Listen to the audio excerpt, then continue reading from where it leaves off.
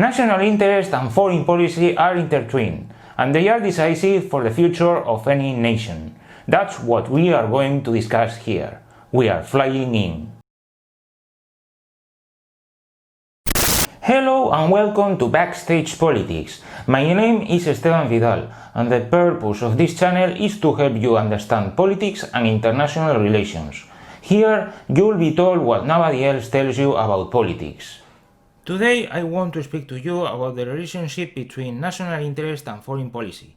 This relation comes into the spotlight during special events. Then we see how members of the government defend a specific foreign policy or measure in the international realm on the basis of national interest. I discussed what national interest is on another occasion, and I don't want to go over it again. So this time I want to discuss how the national interest shapes the foreign policy of any state. In addition to this, I'm going to address who designs the foreign policy. First of all, it's essential to define what foreign policy is. In this respect, we have to remind that politics has two different spheres, the domestic and the external. The reason for this is simple. It's due to territoriality. Borders set the difference between the inner world of a political community and the external domain in which relations with other political units take place. Hence, they are different realms, and for this reason they are the space in which different kinds of policies operate. In this regard, policies are the implementation of the decisions of rulers, and these decisions develop in these realms depending on their goals. Domestic policies have to do with those measures aimed at the inner sphere of the polity, and foreign policies are the execution of decisions intended to achieve specific goals in the international realm. In general, we can say that foreign policy is the management of the state's foreign affairs. It intends to manage the state's interactions with other actors on the international stage, so it has to do with the external relations of the state. We know the domain of the foreign policy, but now we need to know its content, that is, what determines it. That leads us to the relation between national interest and foreign policy. National interest is crucial in the shape of foreign policy. That is because it represents the interest of the state, and for this reason it is the guideline for its policy abroad. This is fundamental because it helps adapt the state action in the international realm according to its interest. It defines the grand strategy of any nation, and it reflects on its foreign policy. However, we can't overlook the fact that national interest has strategic implications in the international sphere. The state doesn't operate alone, but it has to deal with other countries that have their interests and try to protect them. For this reason, the state takes into account the international environment and the unequal distribution of capabilities. Due to its limited resources, it has its priorities to protect the national interest, and we can see how it reflects on its strategy. The geopolitical conditions affect the interactions between countries, and it makes every state adapt its foreign policy to a specific situation. So the foreign policy responds to the national interest, and it has two dimensions, the strategic side and the tactical side. Therefore, the national interest settles the guideline for foreign policy by defining the primary goals. These goals always are the survival of the state, and they set the strategy. It's important to keep in mind that the strategy deals with these goals. It doesn't have to do with its implementation because that's a tactical matter. At this point, we found out that foreign policy is the strategy in action. Its design is the adaptation of the strategy to the specific context in which it has to work. Foreign policy is the execution of the national strategy to achieve the state's goals, namely its survival. There may be more goals apart from survival, but this is universal for all polities. In sum, survival is the core of the national interest. Consequently, foreign policy operates on a tactical level to develop the strategy in specific circumstances. It adapts the strategy to the international context in which the state has to deal with other actors. The precise situation in which the state is involved becomes decisive for the execution of the strategy. On the tactical level, there are many considerations to take into account because many variables intervene. Most of them are beyond the state's control, and usually it can't predict them. Information is scarce, and resources are limited. Besides this, not always other actors' intentions are clear. Indeed, they use a combination of means to hide them. Although their national interest is almost clear for everyone, they have to maneuver all the time in a hostile and competitive environment to take advantage of rivals' weaknesses. It includes another handicap, such as the lack of enough information that makes states make decisions without being sure if they are the best. That leads states to a permanent adaptation of their foreign policies to face successfully challenges posed by their competitors. The permanent dilemma of any state on the tactical level decision-making process is how to be coherent. That means how to implement the strategy correctly. And this dilemma revolves around the different options they come upon their way. What is the best choice to preserve the national interest? In other words, their main concern is over tactical decisions regarding their strategic goals.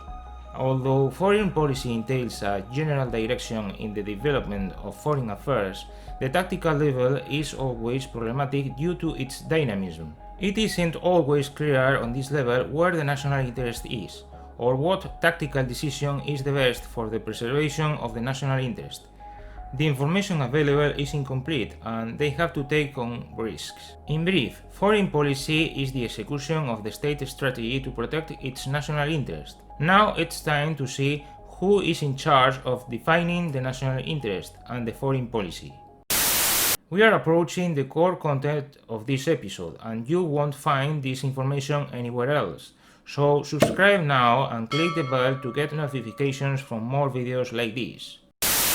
The definition of national interest is by no means automatic, as it were a mechanism determined only by material and objective factors. Naturally, we can't deny the influence of variables such as territory, borders, location, distances, raw materials available, population, and many more. Nevertheless, the human factor is even more important insofar as people make decisions. And these decisions, despite the influence of different factors, are the result of human assessments. Therefore, human intervention represents the subjective dimension of this process of definition of the national interest. And it affects the design of the foreign policy, besides its execution critically. At this point, I have to speak about subjective perception and how it affects decisions. The information available mediates much of the process of assessing a specific situation. However, there is another element, and it's the way people in charge interpret that situation. In some way, this dimension of the matter leads us to a speculative field. The mindset, experience, knowledge, personal traits, and other subjective elements may influence in some degree. Furthermore, humans are not perfect, and they make mistakes even when they enjoy a privileged position with a broader perspective of the situation compared with the rest. Anyways, these circumstances may look a handicap to understand the design of the foreign policy. Nevertheless, any human works in a specific environment, and what surrounds them provides an array of different options. They make their choice based on these possibilities. Despite the role of subjectivity in the decision-making process, every human being occupies a place in the world. That's valid in geographical but also in social and political terms. It influences critically on the final choice, besides the previous experiences.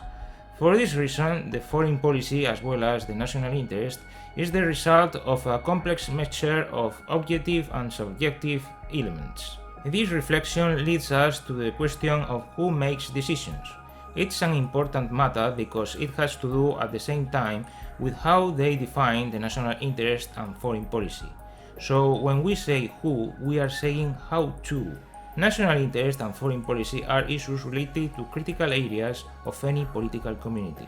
If these issues don't have the necessary attention, they might put national security at risk. That explains why those power structures that organize the polity play a leading role in defining the national interest and shaping the foreign policy. They constitute institutions that are not revocable, and their existence is not debatable.